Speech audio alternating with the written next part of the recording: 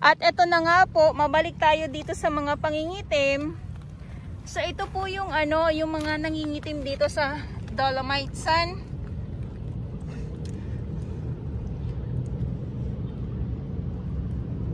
Ayan, nakahilera lang po yan dito sila. Ayan ha.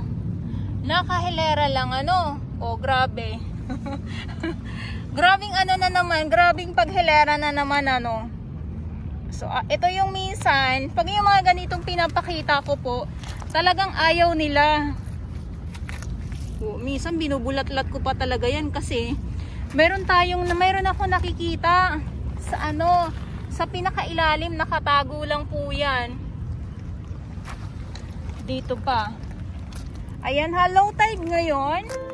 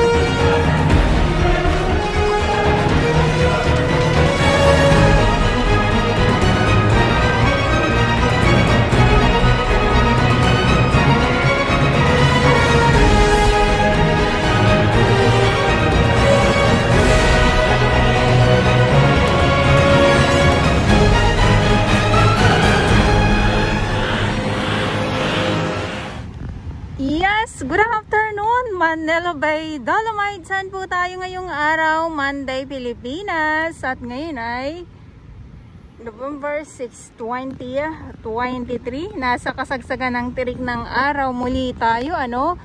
Good afternoon at kamusta naman po kayo, lalong-lalo na sa mga kababayan natin abroad. At syempre dito din po sa Pilipinas.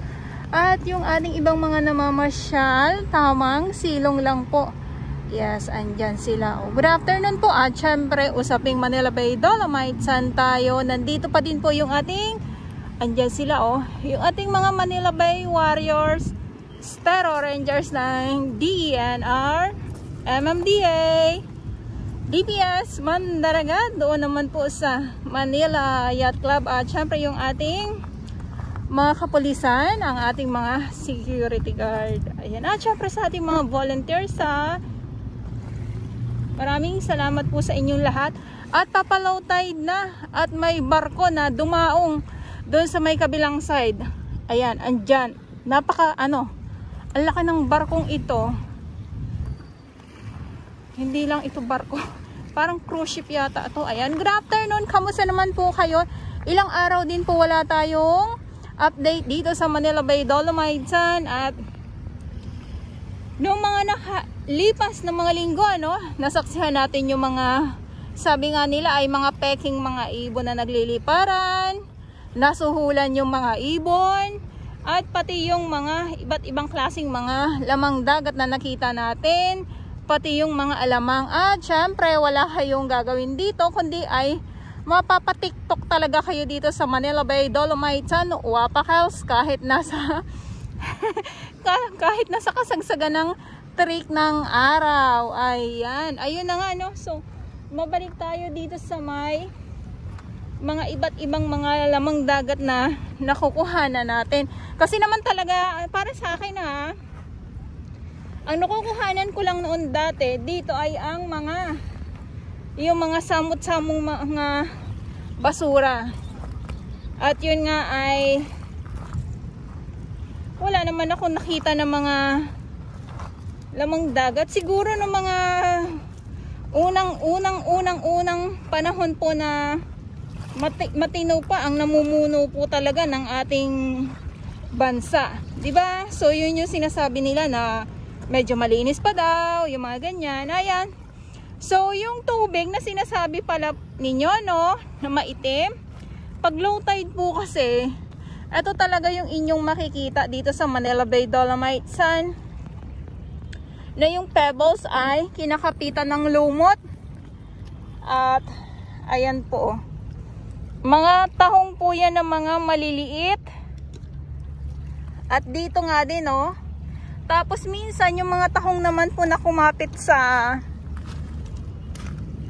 trash boom ay, ito yung trash boom. Yung trash boom na yan ay pangharang sa basura na hindi na nga po nakayanan, kumbaga ay napadpad na dito sa dalampasigan.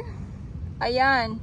So yung mga tahong naman na nakakapit dito sa trash boom ay, pag malakas yung hangin, so hangin or alon, napapadpad yung mga tahong na nakakapit dyan sa trash boom at napupunta mismo dito sa tabi. Eto na naman tayo sa mga low tide na yan, kaya ito yung ating nakikita. Ala, ano pa kaya? Ayan, oh.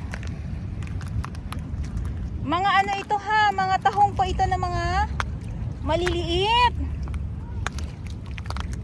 Naku. Ay, walang laman.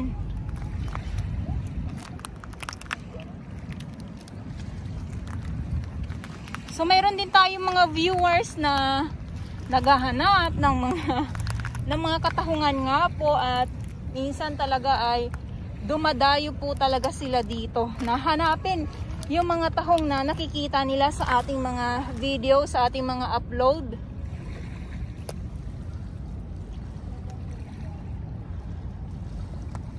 Ayan po. Oh, ay, ano ba to? Ala, may ilagay natin to sa basura, itong styro na to.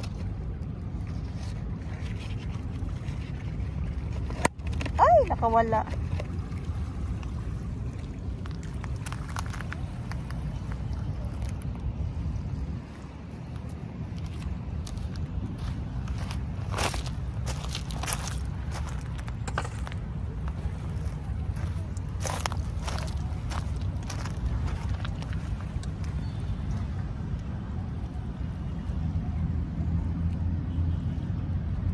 Tapos, meron po mga maliliit na mga isda.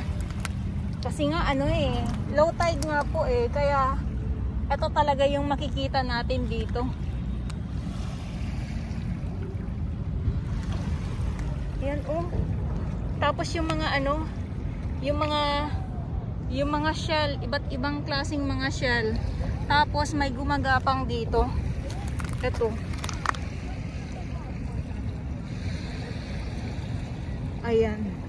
Masilaw lang po kasi yung araw. Ayan. So, good afternoon. Thank you so much po for the thumbs up ng ating videos at sa mga baguhan. Yes, welcome sa channel ni Miss Jelani Darabels. Mahalin niyo po ako ng buong buo. Yun ay hindi galing sa ilong ng may singaw. God bless everyone!